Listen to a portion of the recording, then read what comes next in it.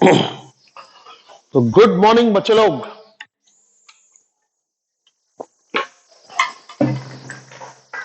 Good morning. तो बेटा कल एक झलक दिखाया था आपको मैंने कि जब कोई भी ऑब्जेक्ट डिस्क्रीट सिस्टम का बात चल रहा था, मतलब पार्टिकल्स दूर दूर, जब कोई भी ऑब्जेक्ट किसी एक्सिस के अबाउट रोटेट होता है तो उसका मतलब यह होता है कि उसके जो इंग्रेडिएंट पार्टिकल्स हैं वो जिन पार्टिकल्स से बने हैं वो क्या कर रहे हैं, वो एक ही ओमेगा से सर्कुलेशन कर रहे हैं। सबका रेडियस ऑफ कोर्स अलग अलग होगा, सबका रेडियस ऑफ कोर्स अलग अलग होगा, लेकिन सबका ओमेगा अगर सेम हो गया तो हम बोल सकते हैं कि सिस्टम क्या कर रहा है, रोटेट कर रहा है। समझे? तो what is rotational motion? It is the collection of particles performing circular motion at same omega about their centres lying on the same line known as axis. जैसे इस सर्कुलर मोशन का सेंटर यहां है, इस सर्कुलर मोशन का centre यहां है, इस सर्कुलर मोशन का सेंटर यहां है, इसका सेंटर यहां है, इसका सेंटर यहां है, इसका सेंटर यहां है, इसका सेंटर भी यहीं पर है, इसका सेंटर यहां है। सभी का सेंटर एक ही लाइन में लाई करता है और हम उस लाइन को कहते हैं एक्सिस। और हम कहते हैं कि जिस तरह से ये पार्टिकल इस सेंटर के अबाउट सर्कुलर मोशन कर रहा है, उस तरह से पूरा बॉडी जो उन्हीं पार्टिकल से बने हैं वो क्या कर रहा है, इस एक्सिस के अबाउट रोटेशनल मोशन कर रहा है। बस एक ही शर्त है कि सभी पार्टिकल्स का सेंटर एक ही लाइन में आना चाहिए, जिसको हम एक्सिस का नाम देंगे, और सभी पार्टिकल्स का ओमेगा सेम होना चाहिए। सभी पार्टिकल्स का ओमेगा सेम होना चाहिए। समझे? ठीक है। और हमने देखा था कि इन सभी पार्टिकल्स का काइनेटिक एनर्जी, बॉडी पूरा क्या कर रहा, रोटेट कर रहा। सुनो ध्यान से, मैं फिर से बता रहा हूं, पूरा बॉडी क्या कर रहा, एज अ होल बॉडी क्या कर रहा, as a whole, as a whole body क्या कर रहा, रोटेशनल मोशन। और इंग्रेडिएंट्स, इंग्रेडिएंट पार्टिकल्स, वो लोग क्या कर रहे हैं, एक एक को देखेंगे तो सर्कुलर मोशन। ठीक है। तो अगर मैं पूरा बॉडी का काइनेटिक एनर्जी निकालने का कोशिश करूं तो मैं क्या बोलूंगा, बॉडी क्या कर रहा, रोटेशनल मोशन। तो पूरा बॉडी का रोटेशनल मोशन का काइनेटिक एनर्जी क्या होगा, एक एक पार्टिकल का काइनेटिक एनर्जी का एडिशन। तो वो जब मैंने किया तो मुझे एक टर्म मिला कुछ ऐसा, कुछ ऐसा एक टर्म मिला, और मैंने बोला ये क्या है, व्हाट इज दिस। तो मैंने सोचा कि कोई अगर बॉडी m मास का एक सीधा लाइन में चलता है v वेलोसिटी से, तो उसका काइनेटिक एनर्जी का फॉर्मूला कितना होता है, क्या होता है, हाफ एम वी स्क्वायर। अच्छा, और जब कोई बॉडी रोटेट हो रहा है तो उसका रोटेशनल काइनेटिक एनर्जी का फॉर्मूला क्या आ रहा है, हाफ ये चीज का ओमेगा का स्क्वायर।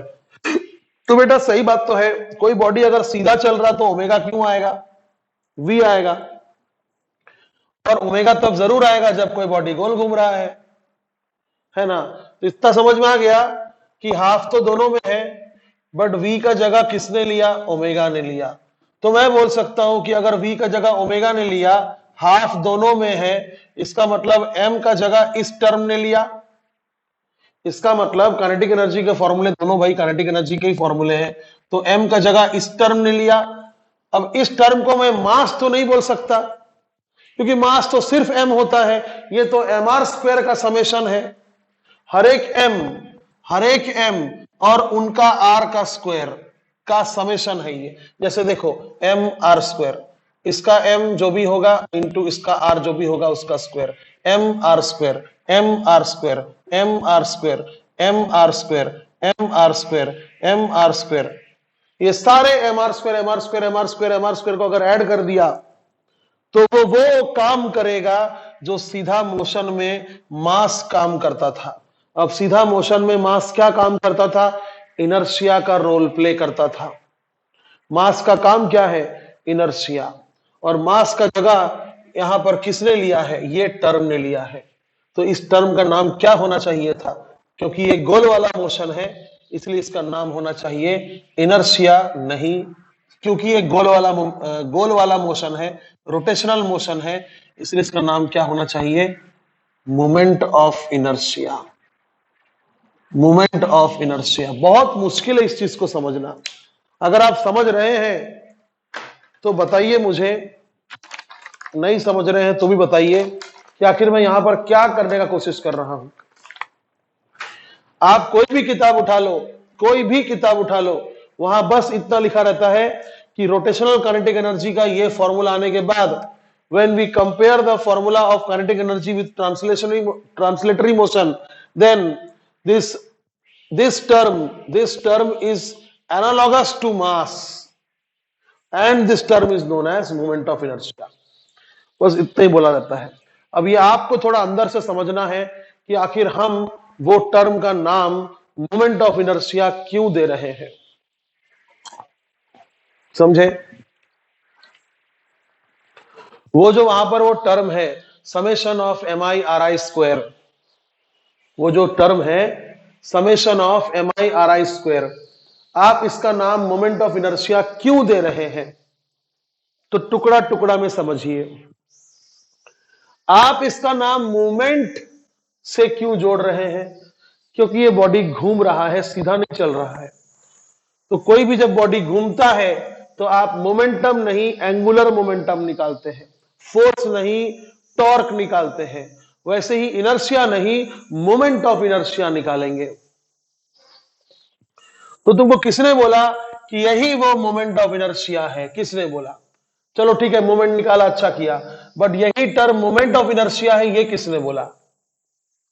किसने बोला? हमने काइनेटिक एनर्जी के फॉर्मूले को गोल वाले मोशन में, रोटेशनल वाले मोशन में हमने काइनेटिक एनर्जी का फॉर्मूले को सीधा वाला मोशन में काइनेटिक एनर्जी के फॉर्मूले से कंपेयर किया, तो देखा कि लीनियर वेलोसिटी का जगह लिया है एंगुलर वेलोसिटी ने। तो जरूर ये बाकी जो टर्म है इसने मास का जगह लिया होगा, और मास का मतलब होता है इनर्शिया, और ये गोल वाला मोशन है, इसलिए इसका नाम होगा मोमेंट ऑफ इनर्शिया। समझे? तब आप इसी को 10-50 बार सुनो और समझो। ठीक है? चलो चलो देखते हैं आखिर मोमेंट ऑफ इनर्शिया कैसे निकाला जाता है। आखिर मुझे एक फॉर्मूला तो मिल गया, मुझे एक फॉर्मूला तो मिल गया कि moment of inertia is equal to, मुझे अभी तक दो फॉर्मूले मिले। रोटेशनल मोशन में जब से शुरू किया है मुझे दो फॉर्मूले मिले हैं। एक rotational kinetic energy, rotational kinetic energy is half I omega square, और I क्या है? I है summation of all MI/RI squares. सभी का MI/RI स्क्वायर का ऐड कर दीजिए, वो I होगा। जैसे फॉर एग्जांपल एक ही पार्टिकल है, मान लो इसके अबाउट सर्कुलर मोशन कर रहा है, क्या मोमेंट ऑफ इनर्शिया होगा? हाँ होगा, होगा। इसका मास अगर m है और ये रेडियस अगर r है, तो मोमेंट ऑफ इनर्शिया कितना होगा? बस एक ही पार्टिकल तो है, किससे ऐड करोगे? तो सिंगल पार्टिकल अगर कोई एक्सिस के चारों ओर सर्कुलर मोशन कर रहा है तो मोमेंट ऑफ इनर्शिया होगा। एक छोटा सा एग्जांपल, बहुत काम का एग्जांपल, एग्जांपल 1 है। अब ये काम का एग्जांपल सुनो, एग्जांपल 2। वही छोटा सा पार्टिकल इसी एक्सिस के अबाउट घूम रहा है, वो छोटा सा पार्टिकल इसी एक्सिस के अबाउट घूम रहा है।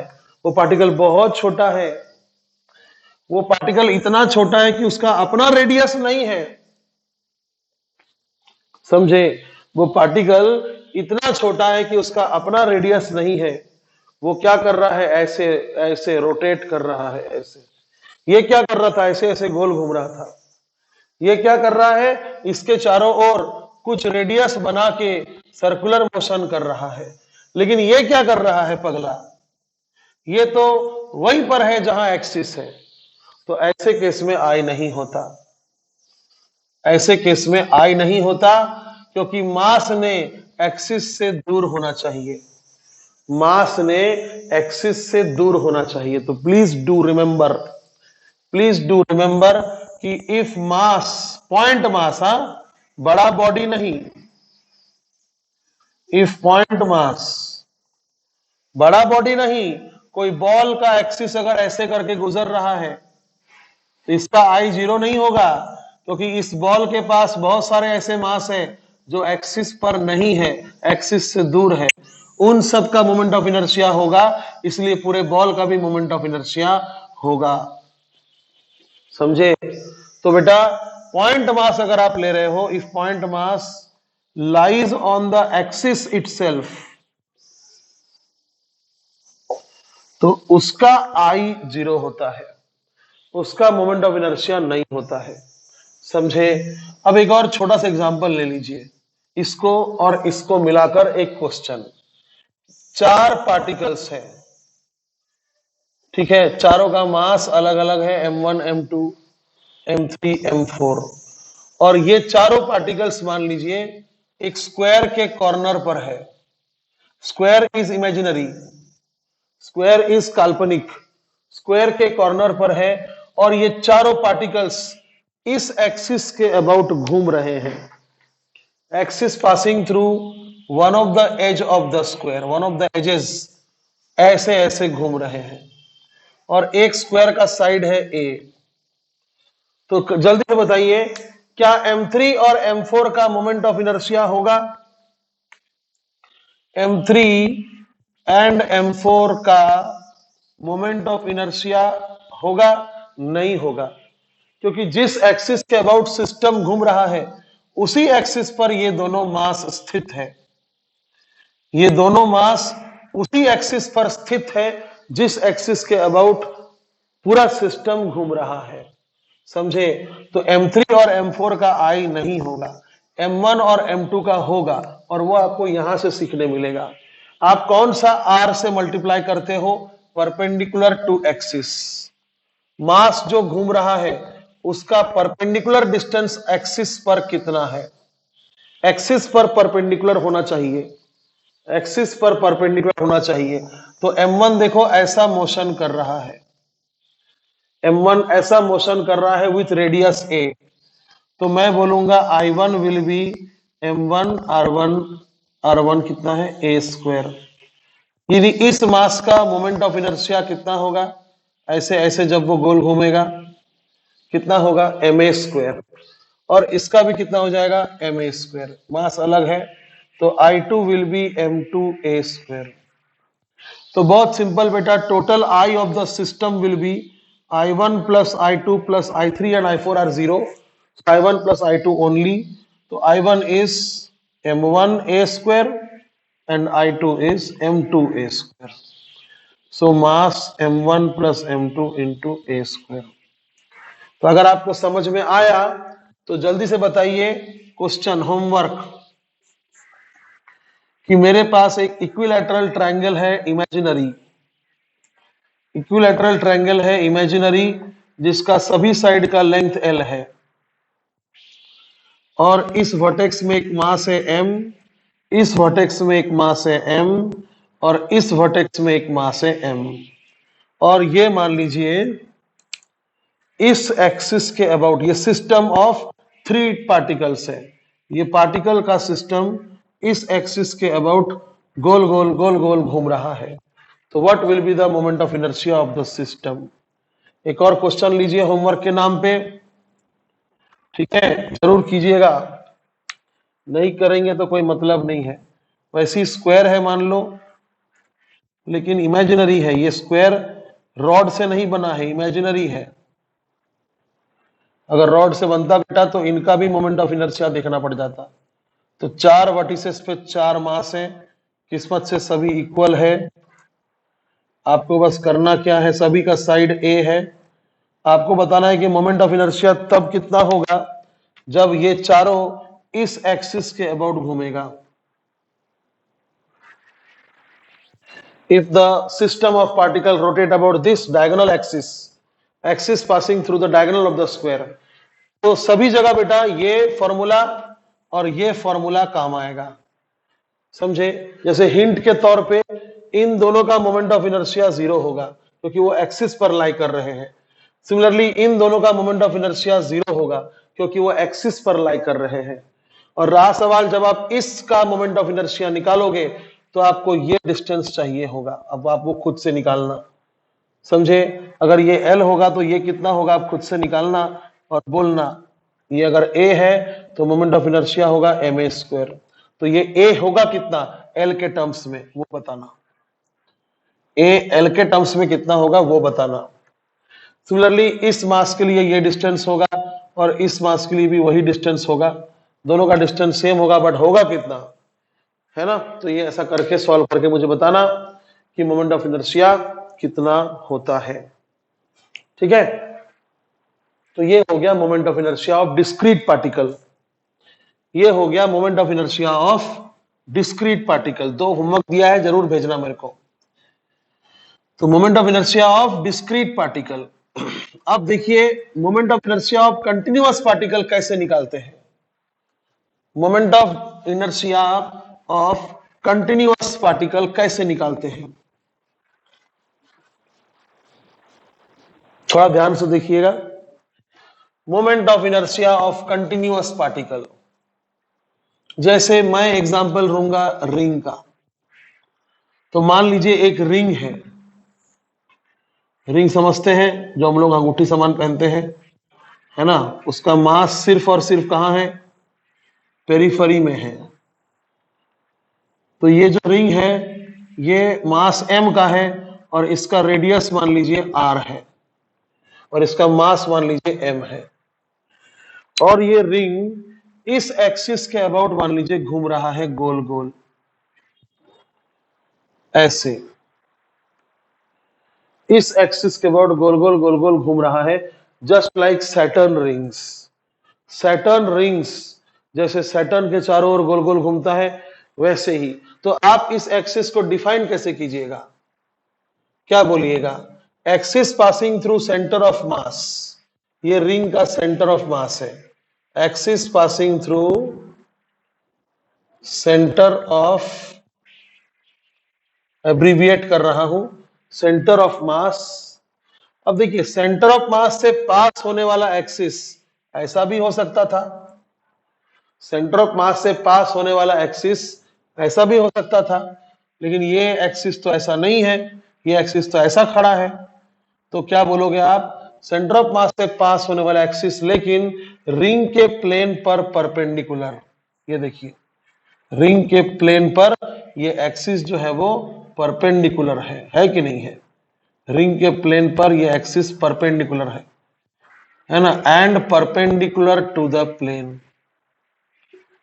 तो ऐसा बेटा क्वेश्चन में डायग्राम बना के नहीं दिया रहता है, एक्सिस के बारे में ऐसे लैंग्वेज में लिखा रहता है और आपको ये लैंग्वेज पढ़ के समझना होगा कि एक्सिस कैसा है, ऐसा है, ऐसा है, ऐसा है, ऐसा है, कैसा है। अच्छे से सुनिएगा एक बात मेरा, मैं बता रहा हूं। ये रिंग अगर इस एक्सिस के अबाउट घूमे तो एक अलग कष्ट होगा उसको घुमाने में, अगर ये रिंग इस एक्सिस के अबाउट घूमे तो एक अलग तकलीफ होगा उस रिंग को घुमाने में।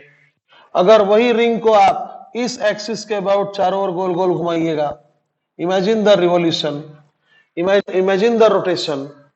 ये अगर एक्सिस है तो try to imagine the rotation of the ring, तो एक अलग तकलीफ होगा। अगर ये रिंग है, अगर ये एक्सिस है तो एक अलग तकलीफ होगा। यानी एक्सिस का जो पोजीशन है और एक्सिस का जो, देखिए ये एक पोजीशन है passing through centre of mass, ये एक पोजीशन है passing through the edge of the ring.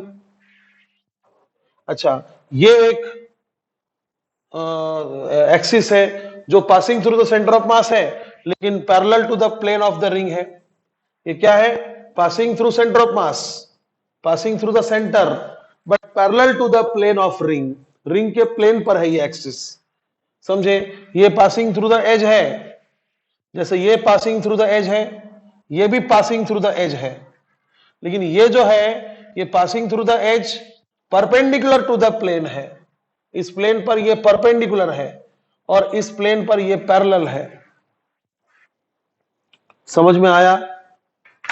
बात समझ में आया? ठीक है।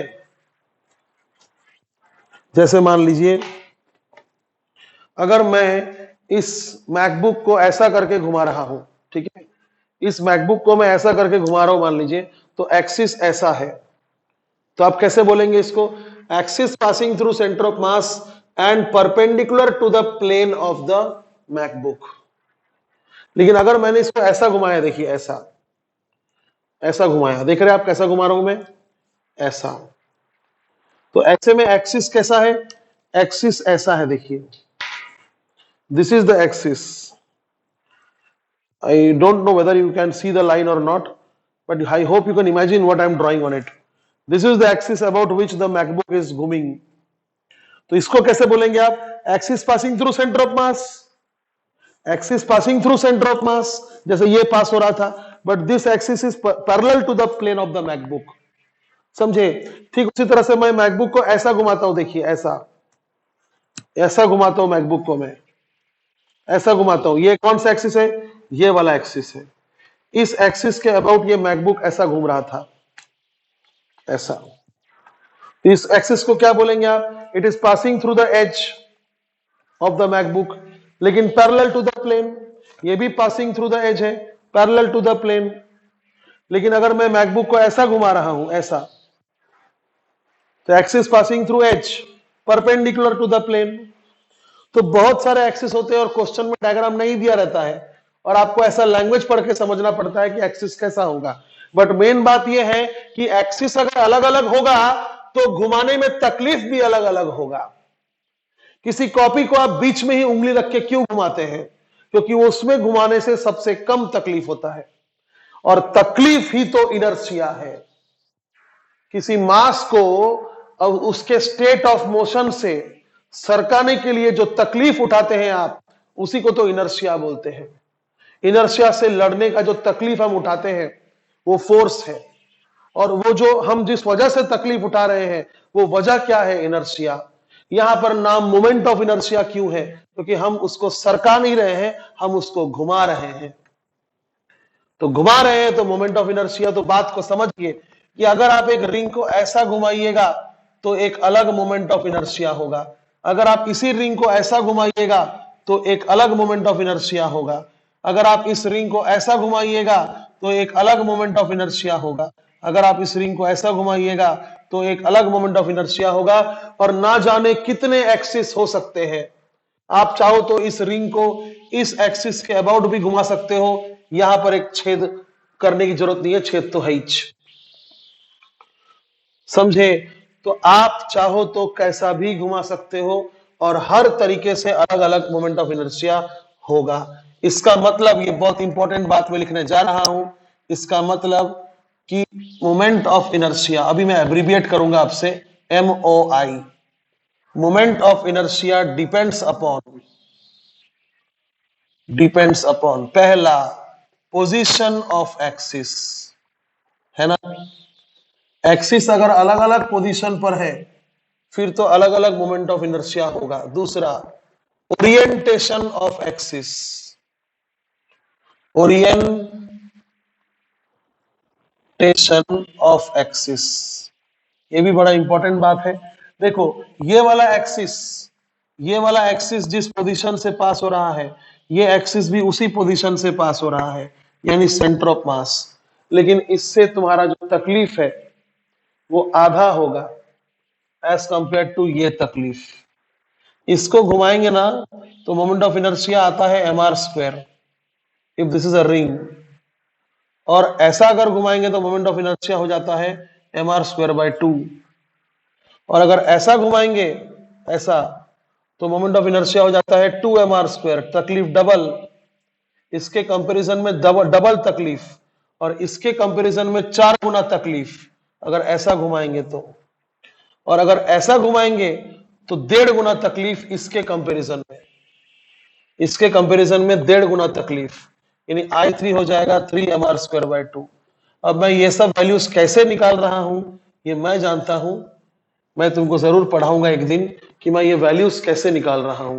बस तुम इतना समझो कि तुम अलग अलग ढंग से अगर घुमाओगे तो घुमाने में तकलीफ अलग अलग होगा, और तकलीफ ही तो इनर्शिया है, लेकिन ये गोल घूम रहा है, इसलिए इसका नाम क्या है?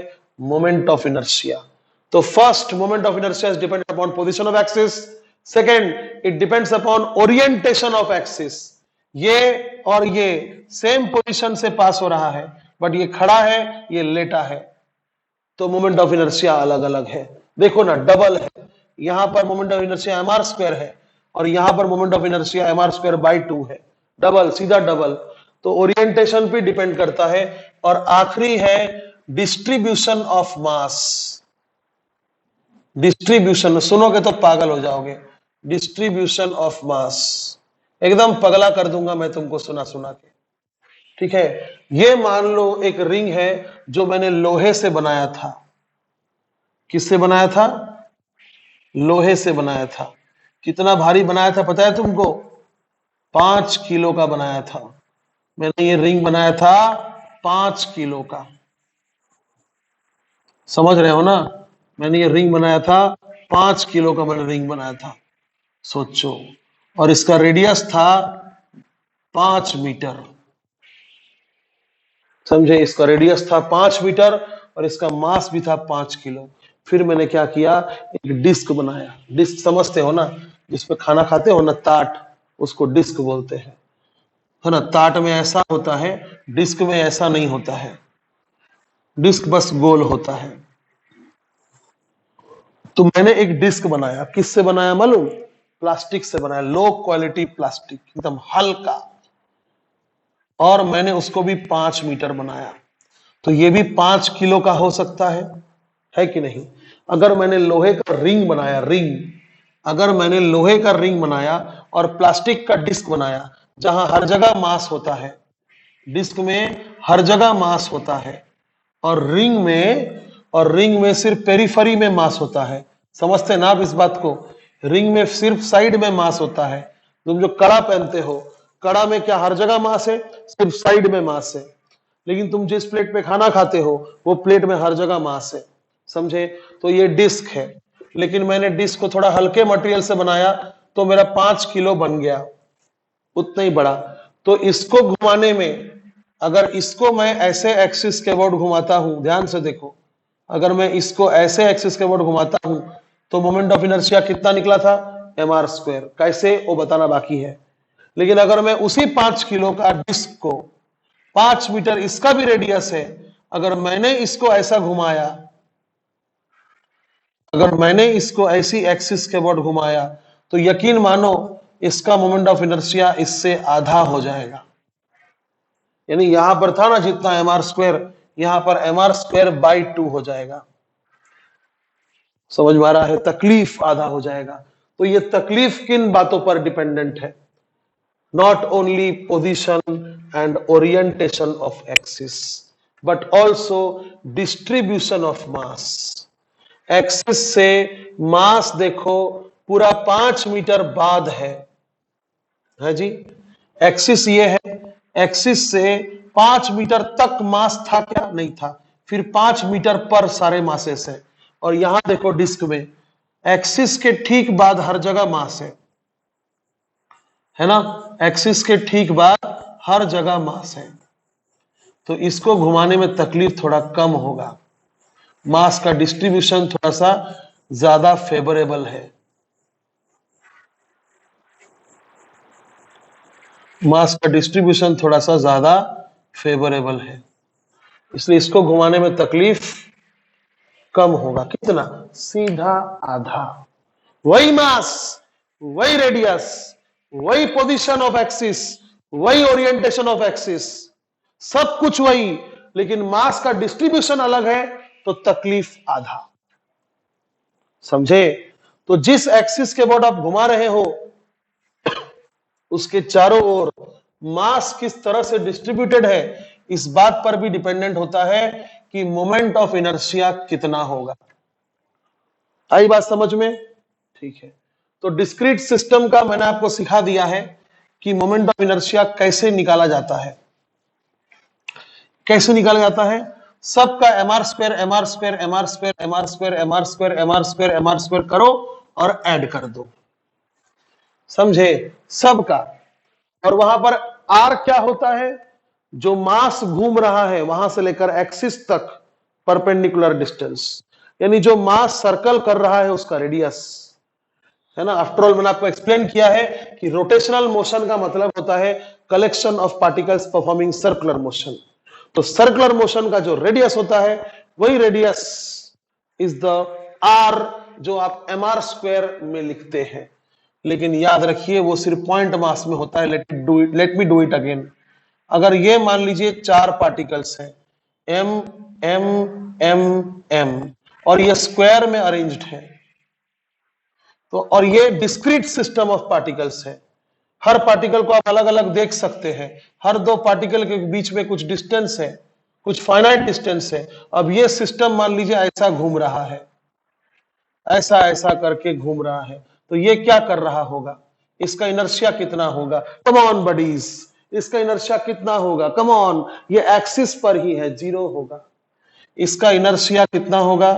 0 होगा। और इसका इनर्शिया भी कितना होगा?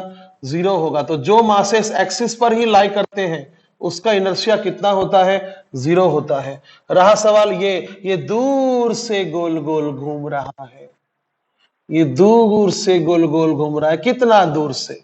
क्या ये पॉइंट मास है? हाँ। तो I3 ये 3 नंबर पार्टिकल है, मान लो, it will be ma square. See मैंने m इसका मास लिखा और a ये डिस्टेंस का स्क्वायर लिख दिया। ये भी ऐसे ही घूम रहा है। अब ये भी घूम रहा है, ये भी घूम रहा है, इन दोनों का ओमेगा भी सेम है, तो हम क्या बोलेंगे? ये स्क्वायर अरेंजमेंट इस एक्सिस के अबाउट रोटेट कर रहा है, जिसका मोमेंट ऑफ इनर्शिया होगा 0 plus 0 plus ma square plus ma square, यानी 2ma स्क्वायर। तो ये था डिस्क्रीट सिस्टम का बात। अब एक एग्जांपल बस देखेंगे कि कंटिन्यूअस सिस्टम में हम लोग क्या करते हैं। याद है ना, कंटिन्यूअस में क्या होता है? पार्टिकल्स अलग अलग दिखते ही नहीं है। तो कोई रिंग है, मान लीजिए ये रिंग है जिसका मास कहां है? साइड में है, पेरिफेरी में है, और ये रिंग इस एक्सिस के अबाउट गोल गोल घूम रहा है। अब ये रिंग को मैं ऐसा बना रहा हूं, तो ये रिंग ऐसा करके घूम रहा है इस एक्सिस के about. Mass is m and radius is r। अब देखो यहां एक पार्टिकल है, एक पार्टिकल यहां भी है, एक पार्टिकल यहां भी है, एक पार्टिकल यहां भी है, एक पार्टिकल यहां भी है, एक पार्टिकल यहां भी है, एक पार्टिकल यहां भी है। ऐसे कितने पार्टिकल से ना जाने कितने हैं। तो मैं क्या करूंगा, सुनो, मैं एक छोटा सा dx लेंथ ले लूंगा। क्यों ऐसा? क्योंकि dx लेंथ में जो मास होगा हम उसको पॉइंट मास समझ सकते हैं। कम ऑन, dx लेंथ में जो मास होगा हम उसको पॉइंट मास समझ सकते हैं। और जब कोई पॉइंट मास किसी पॉइंट के अबाउट गोल गोल घूमता है तो moment of inertia is mass into r square, mr square. ये समझ में आएगा अगर 2-3 बार देखोगे तो। क्या हो रहा है यहां पर? कितने पॉइंट्स मुझे नहीं मालूम, तो मैंने एक लेंथ ले लिया जिसका लेंथ है dx, और मैं क्या बोल सकता हूं कि dx इतना छोटा है, dx इतना ज्यादा छोटा है कि ये जो पॉइंट मास जैसा बिहेव करेगा, ये जो मास है वो पॉइंट मास की तरह बिहेव करेगा। तो ये पॉइंट मास क्या कर रहा है? ऐसा गोल गोल घूम रहा है। ये पॉइंट मास इस तरह से गोल गोल घूम रहा है, बराबर। तो मुझे इस पॉइंट मास का जो मोमेंट ऑफ इनर्शिया मिलेगा उसको मैं आई तो नहीं लिख सकता, क्योंकि आई तो पूरे रिंग का होगा। तो पूरे रिंग का अगर आई है तो डीएम मास का कितना होगा? डी आई, है कि नहीं? पूरे रिंग का मास m है और पूरे रिंग का मोमेंट ऑफ इनर्शिया आई है। तो डीएम मास का मोमेंट ऑफ इनर्शिया को मैं क्या लिखूंगा? D I. और सिंस ये पॉइंट मास है तो मैं पॉइंट मास का फॉर्मूला लिख सकता हूं। तो total inertia of the ring क्या होगा? Integration of dm r square. अब देखो, चाहे तुम यहां डीएम बनाते या तुम यहां डीएम बनाते, या तुम यहां डीएम बनाते या तुम यहां डीएम बनाते, या तुम कहीं भी डीएम बना लो, सभी के लिए आर तो सेम होगा, सभी के लिए आर तो सेम होगा, है ना। तो ये डीएम के सामने जो आर स्क्वायर है वो कांस्टेंट है, उसका इंटीग्रेशन करने की जरूरत नहीं है। और बताओ, डीएम का इंटीग्रेशन करना होगा। डीएम का इंटीग्रेशन क्या होगा? एम, सारे dm dm dm dm dm dm dm dm dm मिलाकर क्या होगा? एम। तो your formula comes to be mr²। So please do remember कि जब भी कोई रिंग इस ऐसे एक्सिस के अबाउट गोल गोल घूमता है, जब भी कोई रिंग जिसका मास m है एंड रेडियस r है, ऐसे एक्सिस के अबाउट गोल गोल घूमता है। कैसे axis? Axis passing through centre of mass, axis perpendicular to the plane of ring, axis passing through centre of mass and perpendicular to the plane of ring, तब उस ring का moment of inertia कितना होता है? mr²। किस्मत से ring का formula, एकमात्र रिंग का ही फॉर्मूला ऐसा है जो पॉइंट मास से मिलता जुलता है। पॉइंट मास, एक छोटा मास m जब किसी एक्सिस के अबाउट गोल गोल घूमता है, सर्कुलर मोशन, तब आप मोमेंट ऑफ इनर्शिया कितना बोलते हैं? mr²। लेकिन ये रिंग है, ये डिस्क्रीट सिस्टम नहीं है, कंटिन्यूअस सिस्टम है। एक अकेला कंटिन्यूअस सिस्टम है जिसका फॉर्मूला उतना ही आता है जितना पॉइंट मास का होता है। आप यकीन कीजिए, आप अगर कोई स्फीयर ले लोगे, स्फीयर जस्ट लाइक ड्यूस बॉल जिससे आप क्रिकेट खेलते हो, अगर आप उसको इसके अबाउट घुमाओगे तो मोमेंट ऑफ इनर्शिया कुछ ऐसा होगा, 2/5 mr²। अब आप बोलोगे 2/5 कहां से आया? उससे आपको कोई मतलब नहीं है। जैसे ये mr² के सामने 1 आया, वैसे स्फीयर के लिए mr² के सामने 2/5 आया, इंटीग्रेट करके आया होगा ना। तो अलग अलग शेप का अलग अलग मोमेंट ऑफ इनर्शिया होता है। कितना होता है बताएंगे आराम से। फिलहाल आप प्लीज इस बात पर फोकस कीजिए कि मोमेंट ऑफ इनर्शिया अलग अलग शेप का अलग अलग क्यों होता है। इनफैक्ट मोमेंट ऑफ इनर्शिया एक ही शेप का अलग अलग एक्सिस पोजीशन और अलग अलग ओरिएंटेशन में अलग अलग क्यों होता है, ये सब समझिए। किसी डिस्क्रीट सिस्टम के लिए आप सिस्टम का मोमेंट ऑफ इनर्शिया कैसे निकालते हो? जब वो सिस्टम गोल गोल घूमता है। और किसी कंटिन्यूअस सिस्टम के लिए आप मोमेंट ऑफ इनर्शिया कैसे इंटीग्रेट करके निकालते हो? हमने तो एक ही देखा, रिंग। हम अधिक से अधिक डिस्क का देख लेंगे, रॉड का देख लेंगे। बाकी जो फॉर्मूला है स्फीयर का, सिलेंडर का, हम उसको डिराइव नहीं करेंगे। हम डायरेक्ट आपको चार्ट बनाकर दे देंगे, आप उसको याद कर लेना कि ऐसा घूमेगा तो इतना मोमेंट ऑफ इनर्शिया, ऐसा घूमेगा तो उतना मोमेंट ऑफ इनर्शिया। बस तुम मुझे एक बात का जवाब दो जवाब मुझे कि क्या तुमको मोमेंट ऑफ इनर्शिया का मतलब समझ में आया है ना। मुझे कोई पूछेगा, गांव का बच्चा अगर पूछा मान लो कि सर ये मोमेंट ऑफ इनर्शिया क्या होता है, इजीएस्ट तरीके में बताइए, तो मैं बोलूंगा बेटा ये बॉटल यहां पर रखा है, मैं उसको आंख दिखाऊंगा, गुस्सा करूंगा, डांटूंगा, चल उठ वहां से, तो क्या ये उठेगा? नहीं उठेगा। क्यों नहीं उठेगा? क्योंकि उसका अंदर एक टेंडेंसी है कि उसका जो स्टेट ऑफ मोशन है उसका वही स्टेट ऑफ मोशन होना चाहिए, जिसे हम इनर्शिया कहते हैं। ठीक। सिमिलरली मैं अगर पंखा को बोलूंगा हाय चलो घूमो बोला ना, बॉटल को मैंने क्या बोला था कि चल सीधा चलो, पंखे को मैं सीधा चलो क्यों बोलूंगा? पंखे को क्या बोलूंगा मैं? घूमो। तो बॉटल पर जब मैंने चिल्लाया वो नहीं हिला अपने जगह से। क्यों नहीं हिला? क्योंकि उसके अंदर एक प्रॉपर्टी है जो कहता है कि मैं इसी स्टेट में खुश हूं। उस प्रॉपर्टी का नाम है इनर्शिया। सिमिलरली फैन के पास भी एक प्रॉपर्टी है जो कहता है मैं नहीं घूम रहा हूं तो मैं नहीं घूमूंगा, बट आप उसका नाम इनर्शिया नहीं बोल सकते क्योंकि बात घूमने की है।